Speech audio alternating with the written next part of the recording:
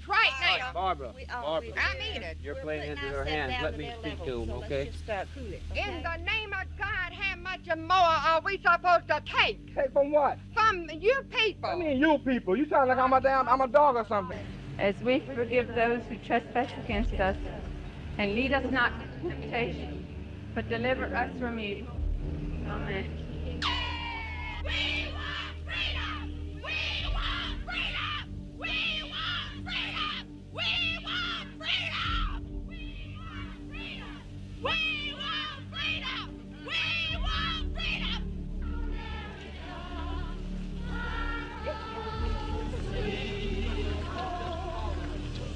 Don't you think we're doing it? No, we need our rights. They want our rights. We're not going to give it to them. Save our school!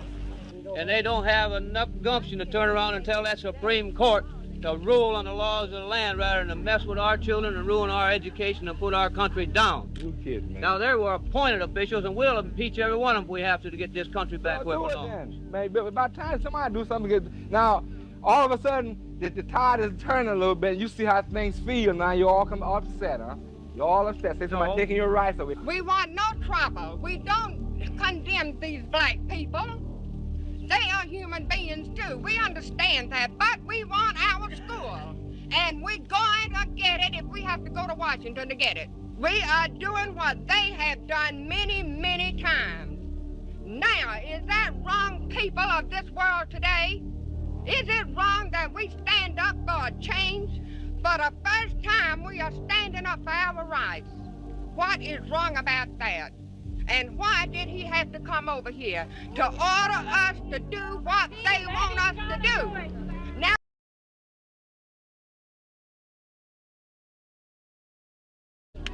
and I mean fight for what you think is right and what's in here to fight for. You got a heart, you got a conscience, fight for it. And give it all you got. And I mean the people of the world today better do it. Because if they don't, they're gonna be dominated throughout this world by this federal government which is dominating the world today. No matter who you are, black or white, if you feel that it's right, fight for it. But fight for the right thing. Don't create a disturbance, but fight for what you got and for what you worked hard for. In my opinion, if anybody has the right to fight, it's the Indians. They were the ones that were here in this country before the black people or before we were. If anybody has a right to fight, they have a right to fight for it.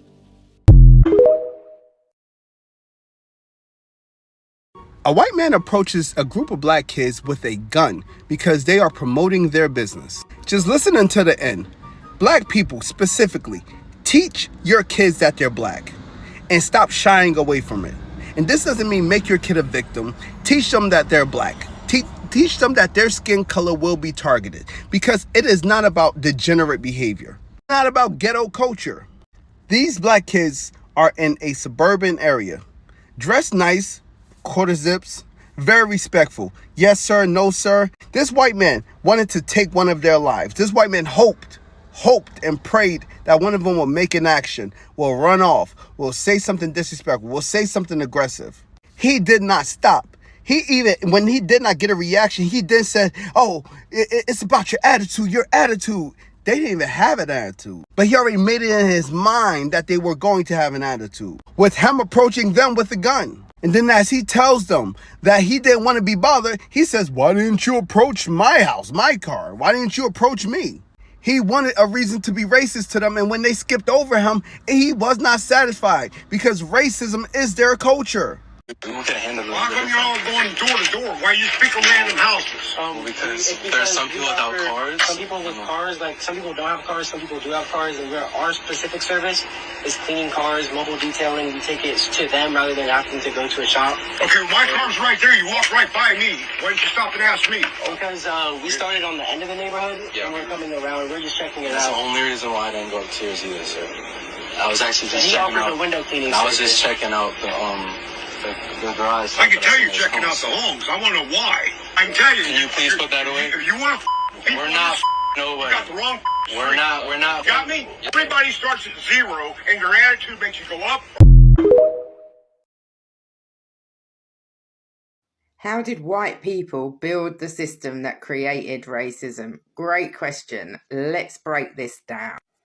Racism, as we know it today, is a construct. It didn't always exist in the way that we think of it now.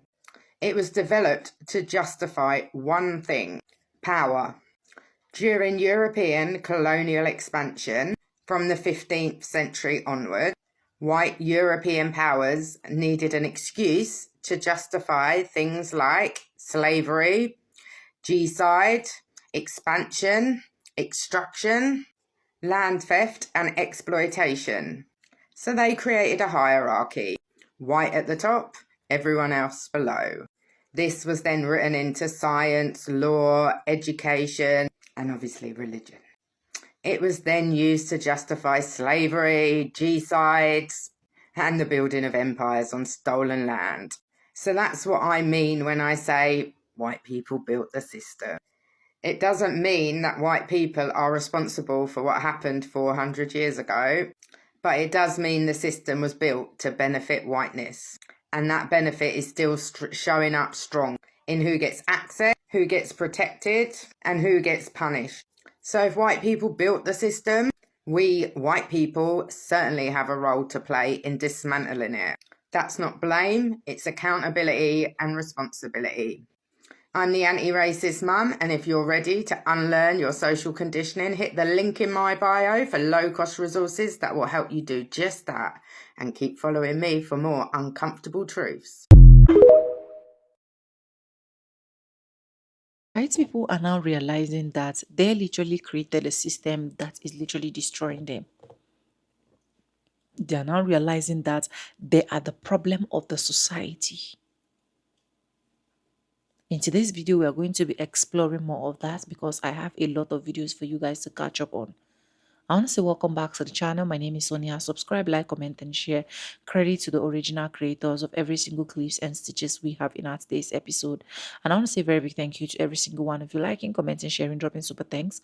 Also joining my membership. I do not take you guys for granted. You guys are absolutely the best. With that being said, let's dive right into more studies about this video. I'll be back with commentaries. Let's go watch, guys. Do you want to know why white people are racist? It's because Western society, and specifically English, I want to say Germany too, but US right now, obviously, still, the education system, it's the best of the best. It brainwashes kids at a very young age to do anything in the world. And it brainwashes innocent white people to be racist. And that's why we have crazy people out there, like extreme hatred, and they're so right. They believe they are bringing Jesus to people, for God's sake. And Jesus is not even white. Like, it's crazy. Yeah, that's why. It's sad because we as human beings, we don't have hate in our heart. We don't have that. We're not born with that. We are people. There's only one race, the human race. When someone says all white people are racist, they're not saying all white people are bad. They're saying all white people are subject to the sociological and psychological conditioning of society where racism is a fundamental systemic issue. They're saying all white people suffer from the sociological phenomenon of living in a world, in a country where racism, systemic racism, is a fundamental thing that makes that society exist. That means as white people we have subconscious processes and behaviors that come out as a direct result of that. Behaviors that actively cause harm to other people, behaviors we need to become aware of, mindsets we need to work on. Racists will make exceptions to their racism. I'm mixed, black and white, and I was raised by my white family, and several of my family members are racist. No, not all of my white family members are racist. However, there are a large number of them that are racist. They'll never admit it, but they are, just like most racists. And one of the reasons that they'll use to justify the fact that they're not racist is their love for me and my siblings, or their black friends, or the black people that they choose to date romantically. So I was 5 or 6, and you know, kids, we all used to play with everybody in the neighborhood. So we're outside playing, we're doing our thing in my great-grandparents' yard. I go inside to get me a drink of water, and my pawpaw, that's what I call him, my pawpaw looks at me and he says, "Get them ninjas, hard ERs, out of my yard." Mind you, I'm a child. That was my first time ever hearing that word. And I was so confused. I said, "Pawpaw, what's a hard ER?" I remember my mama, his wife, she would say, she was the sweetest lady ever. However, she was complicit in it. She said, "Don't worry about it. You just go outside and play. Don't worry about that." So I went outside. I went back outside with my friends and I said, "Y'all, my papa said we got to get out of his yard." So we all went over to the neighbor's house. I did not understand until I was older and started reflecting and looking back just how fucked up that was. And y'all, that's just one story of many. Now that I'm older, I reflect on so much, and I'm sorry. I'm on my healing journey. I'm trying my damnedest. But I know there's a lot of y'all that resonate with this same exact thing. If y'all want to tell y'all stories, I would love to hear them. I would love to talk about it. Some shared experiences. Y'all, I'm telling y'all, y'all don't understand just how deep racism cuts.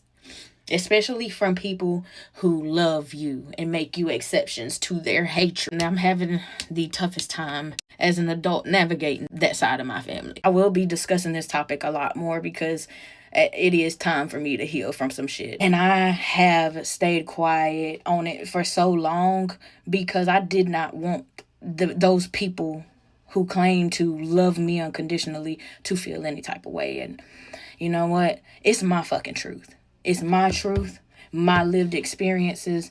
I will speak on it because it's real shit that happens every day. I've never felt unsafe in black spaces. This is how we know reverse racism is a lie. I went to college on Long Island, and I lived in Hempstead, New York. Very black town. I used to go to Caribbean night at my local bar. Never had a problem. Never felt unsafe. I was just at a barbecue joint in Harlem the other week with a group of white girlfriends, lily white girls. We felt completely welcome, delightful, had a great meal, super fun time. My boyfriend and I accidentally wandered into a hookah lounge one day. We were just looking for a burger. It was kind of late. It was like 10 o'clock. And we were like, "Oh, that place is open. Let's go in there." We go in, the place is empty. We were like, "Oh gosh, are you guys closing soon?" The bartender was like, "Oh no, like we don't get busy till like 11 or 12 at night." It's a black hookah lounge, completely black staff. They took care of us. We had a fucking great time. Great burger, great service, laughs, fun music. Never once did anybody give me a stink eye or a dirty look or make me feel like I didn't belong in those spaces. Never once was I concerned for my safety. But I was on the national tour of a children's show called The Olympic Spirit. And this show was about Jesse Owens being in the Olympics, who of course was a black athlete. So we had a black actor in the cast portraying Jesse Owens. And we toured the Deep South, baby. I'm talking about Alabama, Arkansas, Mississippi. And it was a bus and truck tour. It wasn't fancy Broadway stuff. We played schools. So one night our van pulls into this local rest stop. It was like Pete's Chicken. And it had a gas station, which we needed gas. And Jamal and I walk into Pete's Chicken to get a little snack and to use the restroom because we were on the road. And when I tell you, every white face in that place whipped around and looked at us when we walked in together. Now, we weren't together. We were just two friends, colleagues. But he was black and I was white. And I felt the hairs stand up on the back of my neck. And I know he felt it too, because I looked over at him and I was like, this feels off. This feels weird. What's happening? And he goes, "Yep, let's go. I don't want to get lynched here." So we left. We just turned around, and walked right out, got in our van and drove off. because we felt unsafe in a white space. The only time in my life I have felt unsafe was in a white space because they identified me in proximity to a black man and they did not like it, and I felt it in my bones. That was a formative experience for me, and it's why I like to talk about Black history in these United States, because it's not ancient history, it is still very much alive. A lot of white people are so racist, they don't even consider themselves to be racist. I know that sounds weird, but here are 3 things that white people have told me that they don't think is racist. Number 1, using a slur, but not intentionally meaning it. If they use the N-word in songs, that's not racist because they're just singing along. Or if they use a slur and they don't say it to somebody's face, then it's not racist because you're not meaning it in a prejudicial way, you're just using that term. So their definition of racism is so intense that those little things do not count to them. That is just like how you treat people on an everyday basis. Number 2, what they do consider racism has to be incredibly overt and extreme for them to finally be like, okay, yeah, like hate criming someone, calling them a slur to their face, or doing something discriminatory like firing them because they're black. It has to be so intense that that's the only way that they will recognize that they are truly racist people. And number 3, because everyone around them is racist. White supremacy is so ingrained in society that each of these behaviors is normalized. And because of that, many white people truly believe that they aren't racist, and that the only way that someone can be racist is by extremely and overtly engaging in these behaviors. It's insane how much they detach. Racist white people really don't like it when you remind them about colonization. They always say, well, I wasn't alive then, that was hundreds of years ago. I didn't do that, I had no part in it, why are you blaming me? Fair enough. But I didn't do 9/11, but I still got the blame for it. I didn't do 7/7, but I still got the blame for it. I've never committed a terror offense, but I still get the blame for every terrorist attack that happens. So if I'm gonna get blamed for the things that I didn't do, I'm also gonna blame you for the things that you didn't do. I'm not gonna blame you, okay, for the colonization because that happened such a long time ago. But I'm gonna blame you for the Iraq fucking war. I'll blame you for the Afghan war. I'll blame you for what happened in Libya and South Sudan, what's happening in Palestine. You invaded our countries, you slaughtered us, and your soldiers did rape a lot of our women and children. Look at what's happening in the Kenyan cities where the armed forces are stationed, but we're not supposed to talk about it. So you want Europe for Europeans, fair enough. But you also want Asia for Europeans, Africa for Europeans, the Americas for Europeans. So where are we supposed to go? You fund terrorism in our countries, you support dictators in our countries. When our people try to stand up and fight for their human rights, for freedom of speech, they get fucking slaughtered by weapons made in your countries by you. So if you truly don't want mass migration or any migration at all, you're gonna have to hold your political establishment responsible. But you're not gonna do that because you are too fucking weak, so you punch down and you punch us. Because white people benefit from white supremacy, whether we acknowledge it or not, racist people who do not want to reconcile with their racism will try and do everything in their power to rationalize it in their own mind. That Juicy Crone video, that lady with the baby bangs, she was like, it's actually liberal of you to say that the left should begin an anti-racism because you asking me to combat my racism, that makes you liberal. It's not lost on me that the reason why a lot of them hate liberals, they say it's because they've read the works of folks like Malcolm X who criticized the white liberal. They'll ignore the criticisms of white people in favor of shitting on liberals. But the real reason they hate liberals is because they're just like their conservative counterparts. They were raised around people who think that liberal is a dirty word. And so they'll look to the 1 or 2 people on the left who they can say, see, look, they agree with me about liberals. No, honey, those people were talking about white folk. They were talking about you. The irony to go, you liberals asking me to combat my racism while identifying the embodiment, the essence of the white liberal that Malcolm X warned us about. The fox in the henhouse, the person who pretends that you are on the side of the marginalized and oppressed, but is really just self-serving and trying to get your own money up. It's really easy to hate your boss. It's really easy to go, the economic system we live under isn't cutting it, but you live in America, you fucking dipshit. You evil and pathetic, fucking useful tool for the alt-right. America was founded with a form of race-based capitalism. She says, your race, your social status doesn't inform your class. It does. These people have just learned the surface level of leftism, and then they think that now they have this deep understanding because they've woken up to the reality that the economic system that we live under is bad. Part of the reason why it is so bad is because it is interlinked with systems of oppression, social systems of oppression, such as racism and sexism. Why do you think we have a wage gap?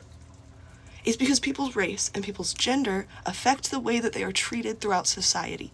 All of these people who claim to be on the left but want to ignore the way that folks' identity intersects with how they're treated throughout the world, who want to ignore the systems of domination and oppression that exist in our lives, I know it's very no true Scotsman of me, but they are actually not on the left. And like me personally, this is why I've been preaching for over a year on this page that we need to let go of the labels. They've taken leftism and they've co-opted it. But because the label is so important to them, I will continue to keep coming on here and reminding these people that this is not leftism. And clearly she is so triggered by being constantly reminded that it's a lot easier to go, this economy sucks, than it is to challenge the deep-rooted and really harmful bigoted ideals that we were all raised with, surrounded by, and that have been the foundation of this very nation's beginning. It's literally the bedrock that this entire country is based off of. It's a lot harder to combat that internalized bigotry than it is to say, I don't have enough money. These people aren't on the left. They're useful, idiot, bigot tools for the right. And then they have the audacity to go, the Democrats should listen to us. We're the beast. We're the true leftists. We're further left than any of you. We're doing all of this. We're making genocide worse. We're pretending that bigotry doesn't exist and making harmful things worse because we care about genocide. We're so moral and pure. You guys are virtue signaling, performative assholes. You're genuinely evil. That Juicy Crone cunt is genuinely evil. She would rather sell out marginalized communities than be introspective, than self-reflect about the society that she was raised in. And all of them are like that. You're gonna vote for the cop? You should vote for the pedophile over a cop. They are literally just serving the alt-right, and then they're pretending to be on the left. Or they're serving the alt-right, thinking they're on the left. And because they're so fucking stupid, they're being tools unintentionally. It's either intentional or unintentional. Neither one are good. So, that lady's not a leftist. That lady is a racist. You cannot be a racist and be on the left. You cannot be a bigot and be on the left. You can be mad at the economy. Communist MAGA exist. You are basically there. You guys are Republicans who don't vote Republican. But you do everything in your power to keep those motherfuckers in power and then pretend it's because you want things to be further left, while simultaneously doing everything to keep it further right. And when we explain to you how we make things further left, you go, you're a liberal! That woman is insane. A lot of what white people describe as racism actually falls into class inequality. Like, it's classism that is being experienced, not racism. A lot of what I hear is described as racism is actually just financial struggle and financial instability, low wages, high rents, unaffordable groceries and gas, this causing, with all of that, being unable to go get a job because you can't get gas, because you can't afford housing. Like, it's all connected in this vicious perpetual cycle, right? And that is far different than what Black people explain and experience when it comes to racism, because we also feel classism. We also get the effects of that.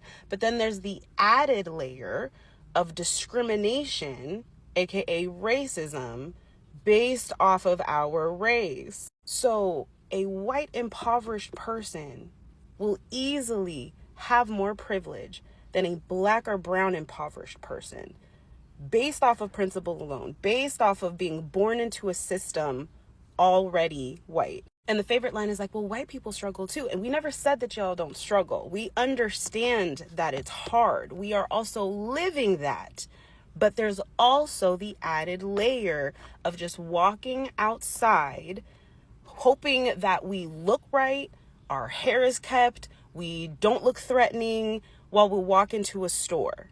Something as simple as that. Something as simple as asking for a receipt after we buy something because there is a good chance that we will be stopped and asked if we bought something. That is what racism is, in addition to the classism that white people also face. They are not interchangeable. They are not the same thing. So while white people cannot experience racism, what you are experiencing is in fact classism. So many receipts proving this in our day-to-day lives. I don't know, just food for thought. Anyways, welcome back, guys, and thank you so much for joining. So I've literally been making research upon research to see why white people can never desist, can never leave racism, why white people will always still be racist. And I found out that the system built it, their parents contributed, and white supremacy promotes it. Honestly, because if there should be a standard law and they are following the particular law of anybody that is being racist should be captured, jail, or sent to life imprisonment. I don't think a lot of these people will be bringing out their face. I uploaded a video yesterday where you see this white man carrying a protest, blah, blah, blah. And in that protest, it is written, Black parents are failures. Like, without anything, he just have the audacity to look into black parents and say black parents are failures, knowing fully well that they are the main failures. They are the one that is creating the system that is drowning and destroying them. So a lot of them, or let me just say some few good white folks, are now coming into that realization that the system that they have built has never worked out for good for them. Now, black people continue to progress on their daily activity. Why them with this set system continue to go backward instead of moving forward? How do we stop the system? Now, how can you explain to me right now that a white man had a gun pointed at these kids advertising their business? Like, let that make sense to me. Even trying his possible best to challenge this kid, but I'm so happy how calm, how matured these kids play. And that is why I keep saying age is just a number. Honestly, for someone to be matured is just a number. A lot of people are older out there, but don't even know what maturity is. What you should be teaching your children. You left your house coming outside with GUN, a pew-pew in your hand. And then if anything happened, you said, oh, it's misfired. Who gave these people this license? Honestly. And I feel like that is why I don't blame some countries that they don't give you license to GUN, guns. I'm happy that they don't give you license to that. At least this type of thing should be whenever someone is attacking you, probably someone wants to shoot you and you want to now defend yourself, or probably someone came to rob you and you want to... There are different scenarios where you can use this GUN, these people. Not seeing teenagers, children that are promoting their business, trying to sort out life for themselves, and you're coming to their face and challenging them. Their system has really destroyed America. The white folk system has really dragged America backward. Their system has really made America look the opposite direction. America was one place that every single person love. The moment you hear America, the moment we hear our brothers, our uncles are abroad, we say, oh, it's America, even if it's not America. But now these white folks have literally destroyed every single thing that black people have built, that black people have created, that black people has invented, just because of their silly art of racism. Now they are regretting. Now they are understanding that it's not profitable. Now some of them are calling each other accountable. Leave this thing called racism. There is no gain in it. It's not profitable. It's not. But we still have some of them that no matter how you preach, no matter how you talk, they literally do not care. They will still have to keep being that racist person. Let me know what you think in the comment section. Credit to the original creators of every single clips and stitches we have in our today's episode. I want to say a very big thank you to every single one of you liking, commenting, sharing, dropping super thanks. Also joining my membership. I do not take you guys for granted. You guys are absolutely the best. And yes, guys, with that being said, with no further ado, I do like I always say in my videos, I'm going to be saying that, and I'll see you guys in my next one. For now, bye guys. I love you guys. And stay tuned. Bye.